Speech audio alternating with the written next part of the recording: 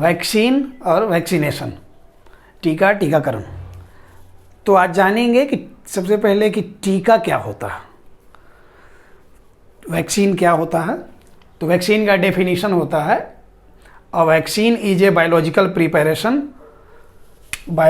Preparation that provides active acquired immunity to a particular infectious disease. तो सबसे पहले जान लेते हैं कि बायोलॉजिकल प्रिपरेशन क्या होता है। कोई भी डिजीज का माइक्रो ऑर्गेनिज्म हो गया, जैसे वायरस हो गया, बैक्टीरिया हो गया, तो सेम वायरस और बैक्टीरिया से बायोलॉजिकल प्रिपरेशन तैयार किया जाता है वैक्सीन के रूप में। क्या किया जाता है कि उसी वायरस या बैक्टीरिया को इनएक्टिव फेज में या डेड फेज में बॉडी में डाल दिया जाता है ओरली या फिर इंजेक्शन के थ्रू। वो इनएक्टिव फेज में जब बॉडी में जाता है तो वहाँ जाके धीरे धीरे वो एंटीबॉडी बनाने लगता है उस डिजीज के खिलाफ। और जब एंटीबॉडी बहुत सारे बन जाते हैं तो फिर किसी भी तरह का उस तरह से रिलेटेड कोई भी वायरस या बैक्टीरिया बॉडी पर असर करेगा तो फिर ये उसको मार देगा, इनएक्टिव कर देगा, उसको बॉडी को नुकसान पहुंचाने नहीं देगा। आखिर ये बनता कैसे है वैक्सीन, वो देखते हैं। A vaccine typically contains an agent a disease causing micro organism. कोई भी डिजीज कॉजिंग माइक्रो ऑर्गेनिज्म जो भी होता है, माइक्रो ऑर्गेनिज्म जिससे हमको डिजीज होता है, जैसे वायरस हो गया, बैक्टीरिया हो गया, फंजाई हो गया, जो भी होगा, तो वो डिजीज कॉजिंग माइक्रो ऑर्गेनिज्म जो होते हैं उन्हीं को इनएक्टिव फेज में डाला जाता है and is often made from weakened और killed forms of the microbe. उन्हीं माइक्रोब्स को इनएक्टिव फेज में या फिर उनको मृत अवस्था में बॉडी में प्रविष्ट कर दिया जाता है। या फिर उसके टॉक्सिन्स होते हैं, कोई भी टॉक्सिक वायरस हो गया, बैक्टीरिया हो गया, उसके टॉक्सिन लेके इनएक्टिव फेज में बॉडी में डाल दिया जाता है।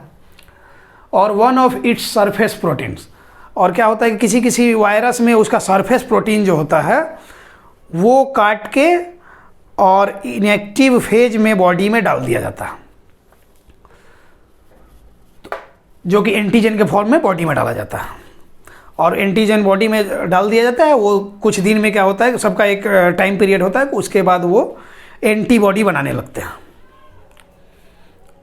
उस डिजीज के खिलाफ। The agent stimulates the body's immune system to recognise threat of disease.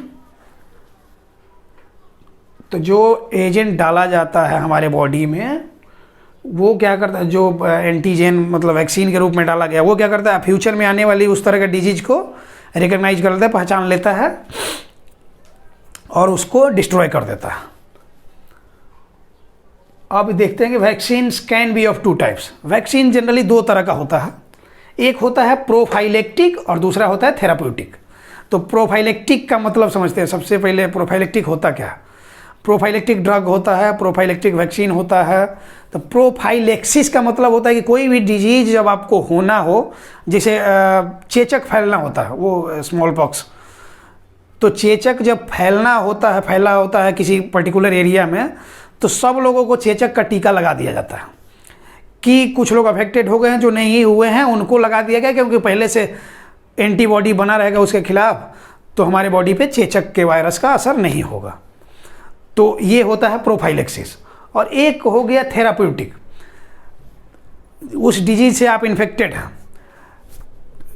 Therapeutic vaccine में क्या होता है कि किसी भी पर्टिकुलर डिजीज के लिए दिया जा रहा है, उस डिजीज से आप ऑलरेडी अफेक्टेड हैं, क्रोनिक अफेक्शन है आपका, क्रोनिक डिजीज है, तो उस केस में थेराप्यूटिक वैक्सीन भी दिया जाता है। जैसे प्रोस्टेट कैंसर वगैरह में इस तरह का इलाज होता है। तो ये क्या होता है, to fight a disease that has already occurred, जो बॉडी में पहले से है।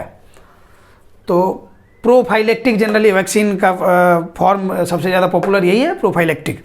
कोई भी डिजीज होना है उससे बचने के लिए पहले से हम लोग वैक्सीन लेकर रखते हैं। क्या है कि अभी प्रोफाइलेक्टिक वैक्सीन्स के रूप में बहुत सारे वैक्सीन्स जो कि ये हैं अवेलेबल शुरू से, तो उन वैक्सीन्स के यूज से बीमारी लगभग पूरी दुनिया से ख़त्म ही हो गई। जैसे स्मॉल पॉक्स हो गया, मीजल्स, पोलियो तो लगभग ही पूरी दुनिया से ख़त्म हो गया, नाम मात्र का कहीं कहीं रह गया। तो ये पोलियो का ओरल वैक्सीन होता है।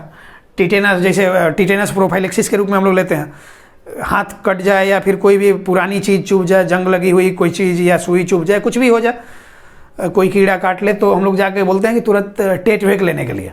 तो टिटेनस का वैक्सीन होता है जो कि प्रोफाइलेक्टिक के रूप में ले लेते हैं कि टिटेनस नहीं हो। टिटेनस जब क्रोनिक टिटेनस से अफेक्टेड जब आप हो जाएंगे तो बहुत सारे उसके कॉम्प्लिकेशंस आते हैं, जैसे लॉकजाउ वगैरह होने लगता है, तो वो प्रोफाइलेक्टिक के रूप में ले लिया जाता है।